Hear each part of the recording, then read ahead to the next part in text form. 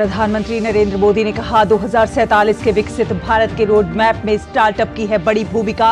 Startup Mahakumbh में PM ने कहा आज के स्टार्टअप हैं भविष्य के यूनिकॉर्न और डेकाकॉर्न।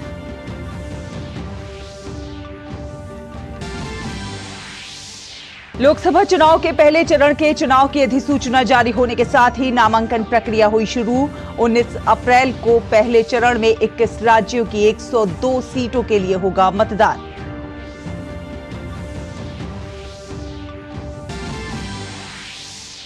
लोकसभा चुनाव के मद्देनजर डीएमके ने अपना चुनावी घोषणा पत्र किया जारी। पार्टी ने अपने 16 उम्मीदवारों की सूची भी की जारी। वहीं एआईएडीएमके ने भी अपने 16 उम्मीदवारों की पहली लिस्ट जारी की।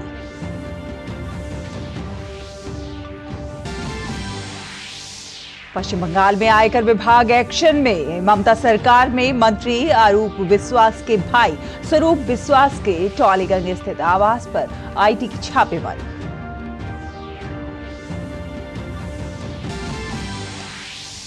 उत्तर प्रदेश के बदायूं में हुई दिल दहलाने वाली वारदात। 2 मासूमों की बेरहमी से की गई हत्या। पुलिस ने एनकाउंटर में हत्यारोपी को किया ढेर। मामले की जांच जारी।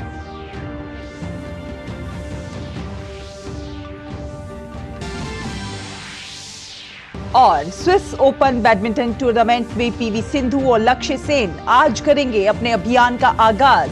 सिंधु की पहले दौर में थाईलैंड की पी चोई की वांग, तो वहीं लक्ष्य सेन की मलेशिया के लियांग जुन हाओ से होगी भिड़ंत। नमस्कार, डीडी न्यूज देख रहे हैं आप और आपके साथ मैं हूं शहला निगार। प्रधानमंत्री नरेंद्र मोदी भारत मंडपम में आयोजित स्टार्टअप महाकुंभ में शामिल हुए। इस मौके पर प्रधानमंत्री ने उद्यमियों और सभी हितधारकों को संबोधित किया।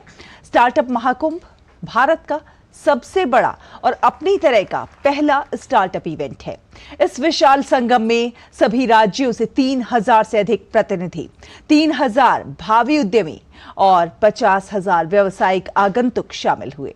इस अवसर पर प्रधानमंत्री ने कहा कि 2047 के विकसित भारत के रोड मैप में स्टार्टअप की है बड़ी भूमिका।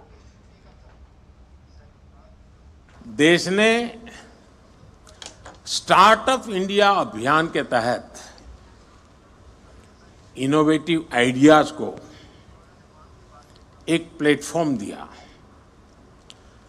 उनको फंडिंग के सोर्स से कनेक्ट किया। एजुकेशनल इंस्टीट्यूशंस में इंक्यूबेटर स्थापित करने का अभियान भी चलाया। हमने बिल्कुल उसका बाल वाटिका शुरू की, अटल टिंकरिंग लैब। टियर 2, टियर 3 शहरों के नौजवानों के लिए भी अपने आइडियाज को इंक्यूबेट करने की सुविधा मिलने लगी। हमारा स्टार्टअप इकोसिस्टम सिर्फ बड़े मेट्रो शहर तक सीमित नहीं है, ये देश के 600 से अधिक जिलों तक पहुंच चुका है। इसका मतलब है ये एक सामाजिक कल्चर बन गया है, और जब कोई सामाजिक कल्चर बन जाए तो फिर उसको रुकने का कोई कारण ही नहीं होता है। वो नई नई ऊंचाइयों को प्राप्त करता ही करता जाता है।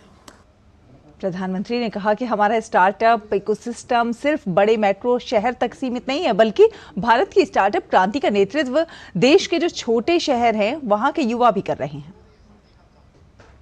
Agriculture, textile, medicine, transport, space, even मैंने देखा योगा में स्टार्टअप शुरू हुए हैं, आयुर्वेद में स्टार्टअप शुरू हुआ है। और एक दो नहीं, मैं थोड़ा मैं रुचि लेता हूं तो देखता रहता हूं। 300, 400 की संख्या में है। स्पेस जैसे सेक्टर में जो कि हमने अभी कुछ ही समय पहले ओपन अप किया। पहले तो सरकार में जैसा स्वभाव रहता है जंजीरें बांध देना, और मेरी पूरी ताकत जंजीरें तोड़ने में लगी रहती है। स्पेस में 50 से अधिक सेक्टर्स में भारत के स्टार्टअप बहुत अच्छा काम कर रहे हैं, और ऑलरेडी हमारे स्टार्टअप स्पेस शटल लॉन्च करने लगे हैं जी। और बुलेटिन में अब बात करेंगे 24 की चुनौती की।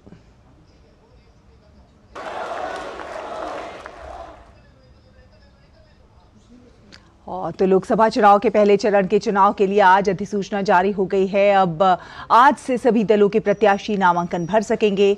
27 मार्च तक नामांकन भरने की आखिरी तारीख है। केंद्रीय चुनाव आयोग की घोषणा के साथ ही 18वीं लोकसभा के गठन की प्रक्रिया चल रही है। 17वीं लोकसभा का कार्यकाल 16 जून को पूरा हो रहा है। चुनाव 7 चरणों में होंगे और सभी सीटों के लिए मतों की गिनती 4 जून को होगी। 19 अप्रैल को मतदान होगा।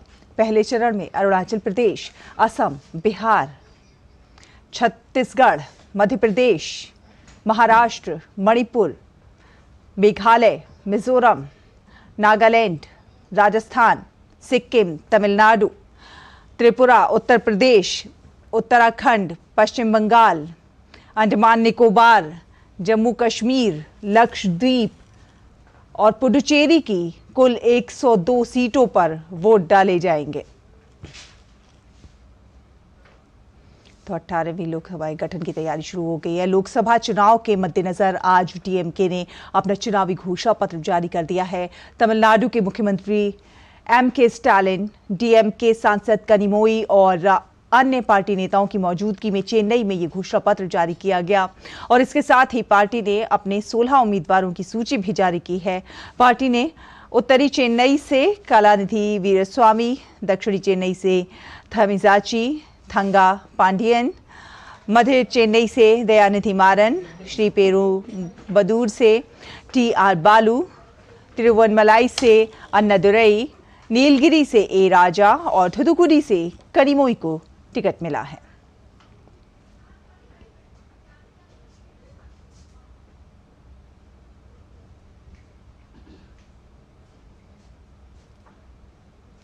तमिलनाडु में लोकसभा चुनाव के लिए आज एआईएडीएमके ने प्रत्याशियों की पहली सूची जारी की है, जिसमें 16 उम्मीदवारों के नाम हैं। एआईएडीएमके इस बार लोकसभा चुनाव अकेले लड़ने का फैसला किया है। उम्मीदवारों की सूची में पार्टी महासचिव एडप्पाडी के पलानीसामी ने जारी की। पार्टी ने चेन्नई दक्षिण सीट से जयवर्धन, उत्तरी चेन्नई से रोयापुरम मनोहरन, कृष्णगिरी से जयप्रकाश, इरोड से अत्रल अशोक कुमार को उम्मीदवार बनाया गया है। इसके अलावा एआईएडीएमके ने सलेम लोकसभा सीट विघ्नेश विल्लुपुरम से बकियाराज, अराकोनम से एएल विजयन को टिकट दिया है। लोकसभा चुनाव के लिए कांग्रेस पार्टी आज अपनी तीसरी सूची जारी कर सकती है। जानकारी के मुताबिक आज 40 लोकसभा सीटों के लिए प्रत्याशियों के नामों का ऐलान किया जा सकता है। लोकसभा चुनाव में उम्मीदवारों के नाम तय करने के लिए कल नई दिल्ली में कांग्रेस की केंद्रीय चुनाव समिति की बैठक हुई थी। इस बैठक में 11 राज्यों की करीब 85 लोकसभा सीटों पर चर्चा की गई। बैठक में पार्टी में 40 सीटों पर उम्मीदवारों के नाम पर सहमति बन गई है, तो वहीं मध्य प्रदेश की 15, राजस्थान की 15 और गुजरात की 15 सीट पर चर्चा नहीं हो पाई। केंद्रीय चुनाव समिति यानी सीईसी आज इन सीटों पर दोबारा मंथन करेगी। कल की बैठक में अरुणाचल प्रदेश, सिक्किम की विधानसभा सीटों को लेकर भी चर्चा की गई। इसमें सिक्किम विधानसभा की 18 सीटों पर सहमति बन गई है। इसके अलावा पश्चिम बंगाल की 42 में से 8 सीटों पर उम्मीदवारों के नाम तय कर लिए गए हैं। पार्टी ने बंगाल से कांग्रेस अध्यक्ष अधीर रंजन चौधरी के टिकट पर भी सहमति बना ली है। अब तक कांग्रेस पार्टी 2 चरणों में 82 सीटों पर उम्मीदवारों के नामों का ऐलान कर चुकी है। पहले चरण में पार्टी ने 49 और दूसरे चरण में 43 उम्मीदवारों के नामों की घोषणा की थी। आज होने वाली कांग्रेस स्क्रीनिंग कमेटी की बैठक में राजस्थान में हनुमान बेनीवाल की पार्टी आरएलपी और कांग्रेस के बीच गठबंधन की संभावना पर भी फैसला संभव है। उत्तराखंड के मुख्य निर्वाचन अधिकारी डॉक्टर बीवीआरसी पुरुषोत्तम ने सभी राजनीतिक दलों से आग्रह किया है कि वो किसी भी तरह का धार्मिक प्रचार न करें।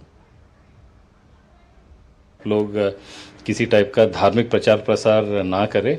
अगर कोई किसी खर्चा अगर हमारे पास जो भी न्यूज़पेपर ऐड या टीवी में ऐड जो भी दे रहे, वो पहले एक मीडिया मॉनिटरिंग सर्टिफिकेशन कमेटी एक बनी हुई है, वहाँ से पास करा के तब वो ऐड दिया जा सकता है। और जहाँ तक कोई प्राइवेट आदमी उनका घर के ऊपर झंडा लगाएगा, अगर किसी व्यक्ति विशेष पार्टी का झंडा लगा है तो कैंडिडेट का झंडा लगा है तो उनका खर्चे में बुक होगा। सो गाइडलाइंस बहुत क्लियर है। हमने पॉलिटिकल पार्टीज के साथ बैठक करके भी उनको सब कुछ क्लियर किया है। पश्चिम बंगाल में आयकर अधिकारियों ने सत्तारूढ़ टीएमसी सरकार में मंत्री अरूप विश्वास के भाई और तृणमूल नेता स्वरूप विश्वास के घर पर छापा मारा। आज सुबह आयकर अधिकारियों ने सेंट्रल फोर्स के जवानों के साथ स्वरूप विश्वास के घर पर पहुंचकर छापेमारी की और दिल्ली उच्च न्यायालय ने मुख्यमंत्री अरविंद केजरीवाल द्वारा एक्साइज पॉलिसी मामले में प्रवर्तन निदेशालय द्वारा उन्हें जारी किए गए सभी समन को चुनौती देने वाली याचिका पर सुनवाई करते हुए ईडी से जवाब मांगा है। साथ ही साथ कोर्ट ने केजरीवाल के ईडी के सामने पेश न होने पर भी सवाल उठाए हैं। कोर्ट ने कहा है कि समन आपके नाम से जारी हुए हैं, आप भी देश के नागरिक ही हैं, पेश होने में दिक्कत क्या है। तो वहीं ईडी ने याचिका का विरोध करते हुए कहा कि केजरीवाल की याचिका सुनवाई के लायक नहीं है। सुनवाई में केजरीवाल को फिलहाल ना तो गिरफ्तारी से संरक्षण मिला है और ना ही कोर्ट ने ईडी के समन पर रोक लगाई है। मामले में अगली सुनवाई 22 अप्रैल को होगी। भारत राष्ट्र समिति की नेता के कविता की याचिका पर सुप्रीम कोर्ट 22 मार्च को सुनवाई करेगा। के कविता ने आबकारी नीति मामले में ईडी की गिरफ्तारी को चुनौती दी है। Justice Sanjiv Khanna, justice MM Sundresh और जस्टिस बेला त्रिवेदी की बेंच शुक्रवार को सुनवाई करेगी।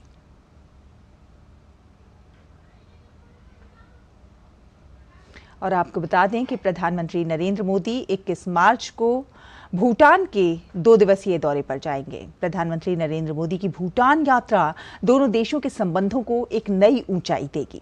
प्रधानमंत्री नरेंद्र मोदी को भूटान की सर्वोच्च नागरिक सम्मान ऑर्डर ऑफ द से भी सम्मानित किया जाएगा। आपको दिखाते हैं ये खास रिपोर्ट।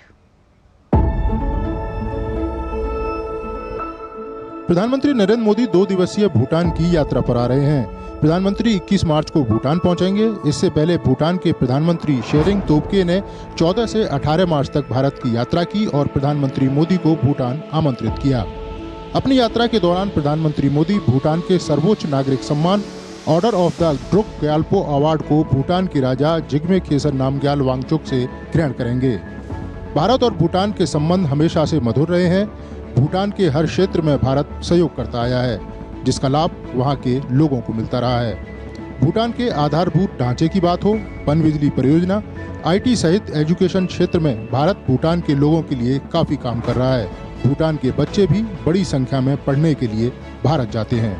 भारत और भूटान कई सारे क्षेत्रों में मिलकर काम कर रहे हैं, चाहे यहाँ के आधारभूत ढांचे की बात करें, मैन्युफैक्चरिंग यूनिट की बात करें, शिक्षा क्षेत्र की बात करें या फिर चिकित्सा की बात करें। भारत और भूटान मिलकर तेजी से कार्य कर रहे हैं और इसमें शिक्षा एक बड़ा रोल प्ले कर रहा है। भारत सरकार का भी मानना है कि भूटान के छात्रों को भी अत्याधुनिक शिक्षा है वो मिलनी चाहिए। यही कारण है कि यहाँ पर इंटरनेट, स्मार्ट क्लास, इसके साथ साथ टेक्नोलॉजी, मैनेजमेंट, इंजीनियरिंग, ऐसी तमाम शिक्षाएं भारत और भूटान दोनों लोग मिलकर भूटान के छात्रों को दे रहे हैं। भूटान के स्वास्थ्य क्षेत्र में भी भारत योगदान दे रहा है। प्रधानमंत्री अपनी यात्रा के दौरान भूटान की राजधानी थिम्पू में मदर और चाइल्ड हॉस्पिटल को शुरू करने जा रहे हैं। अत्याधुनिक सुविधाओं से लैस इस अस्पताल में अब गर्भवती महिलाओं और बच्चों का बेहतर इलाज किया जा सकेगा। India is helping us. It is more advanced, so we are more grateful to have this facility. So thank you so much. Moreover, this project will be helpful for Bhutanese society and all 20 peoples. स्वास्थ्य के क्षेत्र में भारत जिस तरह से भूटान के लोगों की मदद कर रहा है, उसको लेकर स्वास्थ्य क्षेत्र से जुड़े लोगों का कहना है कि भारत भूटान का सच्चा मित्र है, जो भूटान की तरक्की के साथ साथ उसके स्वास्थ्य की भी चिंता करता है। दिस हॉस्पिटल जो गवर्नमेंट ऑफ इंडिया ने दिया, तो इसमें बहुत रिक्वायर्ड फैसिलिटीज सब state of the art facilities सब इधर हॉस्पिटल में है। Operation theatre, ICU, neonatal unit, so we have all the facilities here. India government का हेल्प का वजह से हम लोग बहुत आगे आ चुके हैं एंड हम लोग होप करते हैं कि ये फ्रेंडशिप और ये हेल्प सदा बना रहे। हमारा देश छोटा है तो उसके लिए ऐसा फंड होता है, तो बहुत सब पेशेंट वो इंडिया नहीं जाना पड़ेगा और इधर आके वो लोग अच्छा से ट्रीटमेंट मिलेगा। भारत और भूटान के रिश्ते हमेशा से ही मजबूत और मधुर रहे हैं। इन्हीं रिश्तों को और ज्यादा मजबूत करने के लिए प्रधानमंत्री नरेंद्र मोदी 2 दिवसीय यात्रा पर भूटान आ रहे हैं। भारत भूटान में आधारभूत ढांचे, एजुकेशन और हेल्थ सेक्टर में लगातार सहयोग करता रहा है और ये उसी सहयोग का नतीजा है कि जो हॉस्पिटल, मदर और चाइल्ड हॉस्पिटल जो आपको मेरे पीछे दिखाई दे रहा है, प्रधानमंत्री नरेंद्र मोदी इस हॉस्पिटल का उद्घाटन करने वाले हैं। अत्याधुनिक सुविधाओं से लैस ये हॉस्पिटल भूटान के हेल्थ सेक्टर में एक मील का पत्थर साबित होगा। अपने सहयोगी अमृतपाल और कैमरामैन लोका के साथ नीरज सिंह, डीडी न्यूज, भूटान। और विदेश मंत्री एस जयशंकर ने लोकतंत्र के तीसरे शिखर सम्मेलन को संबोधित किया। अपने संबोधन में उन्होंने भारत सरकार द्वारा महिलाओं को केंद्र में रखकर बनाई गई नीतियों का जिक्र किया।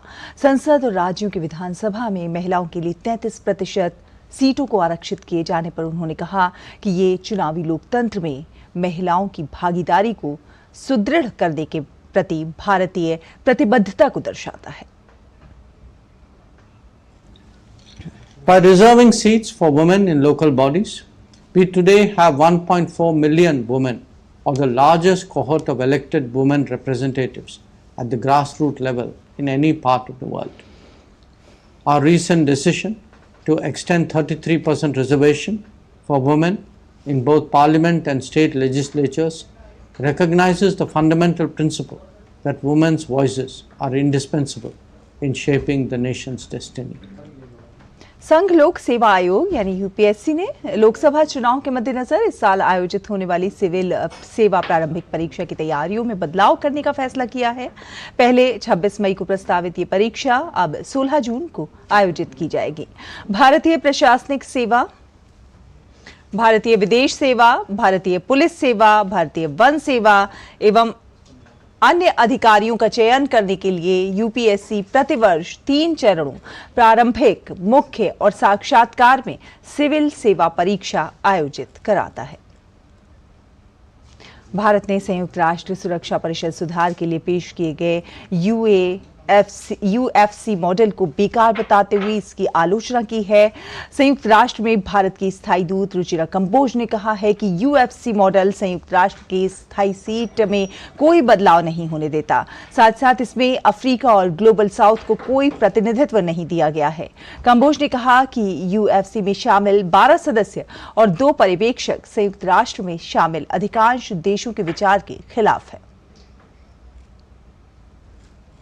My delegation's principal position on this aligns with the African and L69 positions, that the veto as a matter of principle should be abolished. But as long as there is a permanent category and as long as there are countries that wield the veto, as a matter of common justice, it should be extended to new permanent members so long as it continues to exist. यहाँ रुकेंगे एक छोटे से break के लिए। Break के उस पार भी खबरों का सफर जारी है। देखते रहिए डीडी न्यूज।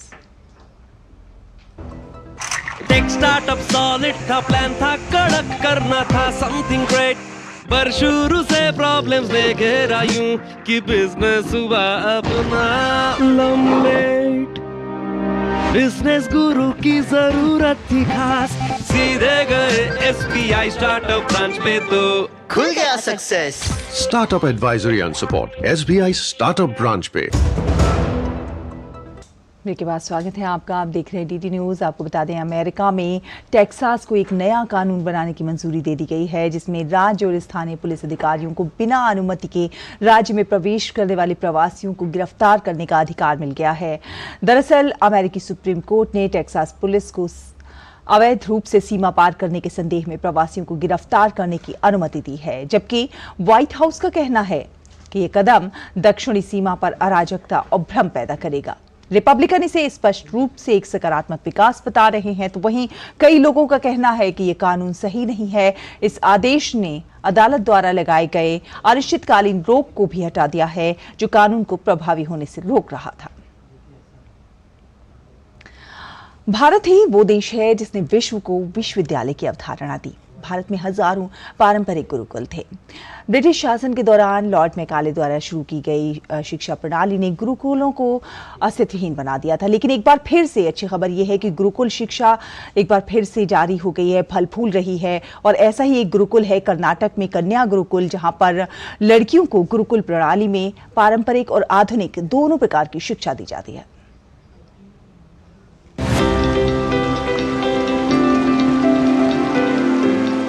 चट्टानों के जोड़ों के बीच से बहती कावेरी नदी। पवित्र कावेरी नदी के पानी से नहाए चट्टानों पर बैठी ध्यान करती ये सफेद कपड़े पहनी महिलाएं, पेड़ों की छाया के नीचे धारा प्रवाह संस्कृत श्लोक बोलती ये छात्राएं। जी हाँ, ये दृश्य है कर्नाटक के मांड्या जिले के श्रीरंगपट्टनम में गंजम के पास कन्या गुरुकुल का।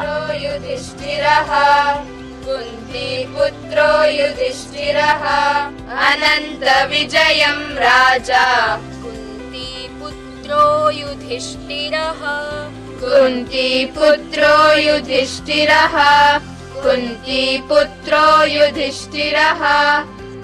एक कहावत है कि यत्र नार्यस्तु पूज्यन्ते रमन्ते तत्र देवता, अर्थात जहाँ नारी का सम्मान होता है वहाँ देवता निवास करते हैं। ये देखिए किस तरह इस गुरुकुल में एसएससी उत्तीर्ण लड़कियों को भारतीय शास्त्रीय संस्कृति, संस्कृत, वेदोपनिषद के साथ साथ अंग्रेजी वार्तालाप की भी शिक्षा दी जाती है। राधे राधे राधे राधे राधे गोविंदा। यहाँ योग, ध्यान, खेल, कृषि और संस्कृत वार्तालाप भी सिखाया जाता है। एक अलग सोच के साथ साल 2003 में डॉक्टर के सुब्रमणी ने इस गुरुकुल की स्थापना की थी। ये गुरुकुल एक दशक से पारंपरिक गुरुकुल शिक्षा में रुचि रखने वाली लड़कियों को 2 साल तक मुफ्त शिक्षा प्रदान करता है। आधुनिक शिक्षा के साथ साथ ये गुरुकुल विरासत को भी संरक्षित करने का काम कर रहा है। शंकराचार्यं केशवं बादरायणं सूत्र भाष्य कृतौ वंदे भगवन्तौ पुनः पुनः। एक तरफ जहां आज की युवा पीढ़ी पश्चिमी संस्कृति की आदी होती जा रही है, तो वहीं दूसरी तरफ ये तस्वीर देखिए कितनी सुखद है। किस तरह विदेशों से लड़कियां यहां आ रही हैं उच्च शिक्षा प्राप्त करने के लिए। ये है कैलिफोर्निया की श्रुति कीर्ति शंकर, जो अमेरिका से यहां आकर पढ़ाई कर रही हैं। उनका कहना है कि जब वो समर कैंप में आई तो गुरुकुल शिक्षा से आकर्षित होकर पारंपरिक शिक्षा सीखने के लिए यहाँ आ गई। तदेको वशिष्ठः शिवः केवलोऽहम्। गुरुकुल शिक्षा एक बार फिर समय की मांग है। हमने इसके बारे में सुना, यहाँ आकर एक अलग ही अनुभव हुआ। मैं चाहती हूँ कि हर माता पिता अपने बच्चे को एक बार गुरुकुल की शिक्षा जरूर दें। ये हमें हमारी जड़ों से जोड़ती है। यहाँ शिक्षा प्राप्त करने वाली छात्राओं को पारंपरिक कृषि के बारे में भी सिखाया जाता है। अपूर्वा कहती हैं कि बहनों को वेदांत और संस्कृत पढ़ाने से उन्हें बहुत खुशी मिलती है। तो मेलुकोंटे झांसी इस बात पर खुशी जाहिर कर रही हैं कि वेद उपनिषद। और आपको बता दें, इस समय एक बड़ी खबर आ रही है। दिल्ली उच्च न्यायालय ने मुख्यमंत्री अरविंद केजरीवाल द्वारा एक्साइज पॉलिसी मामले में प्रवर्तन निदेशालय द्वारा उन्हें जारी किए गए सभी समन को चुनौती देने वाली याचिका पर सुनवाई करते हुए ईडी से जवाब मांगा है। सीएम अरविंद केजरीवाल की याचिका पर दिल्ली हाईकोर्ट ने ईडी से जवाब मांगा है। जी हां, हाईकोर्ट ने ईडी से 2 हफ्तों में जवाब मांगा है। याचिका में ईडी के 9 समन को चुनौती दी गई है। विकास सारथी हमारे सहयोगी ज्यादा जानकारी के साथ हमारे साथ जुड़ गए हैं। विकास, क्या अपडेट है? बिल्कुल, देखिए, इसमें अरविंद केजरीवाल ने सभी 9 समन जो ईडी से आए थे उनको चुनौती दी है। और यहाँ पर सुनवाई के दौरान उन्होंने ये कहा कि वो जा करके ईडी के सामने पेश होकर अपना जो भी बयान देना ईडी चाहती है उनसे, उसके लिए वो तैयार हैं। लेकिन उन्होंने ये कहा कि उन्हें इस बात की पूरी आशंका है कि ये सारी कवायद उनको गिरफ्तार करने के लिए है। इसीलिए उनको अगर कोर्ट प्रोटेक्शन दे देता है कि कोई भी उनके खिलाफ दंडात्मक कार्रवाई ईडी ना करे, तो वो कभी भी जाकर ईडी से पूछताछ में शामिल हो सकते हैं। हालांकि सुनवाई के दौरान कोर्ट ने भी ये सवाल पूछा कि अरविंद केजरीवाल को आखिर ईडी के सामने पेश होने में समस्या क्या है। वह भी एक किसी दूसरे नागरिक की तरह ही हैं और उनको इन समन पे पेश होकर के अपनी बात कहनी चाहिए। लेकिन जहां तक केजरीवाल की बात की जाए तो उनकी तरफ से अभिषेक मनु सिंघवी ने ये कहा कि ये पूरा एक राजनीतिक एक मामला है और इसीलिए उनको निशाना बनाया जा रहा है।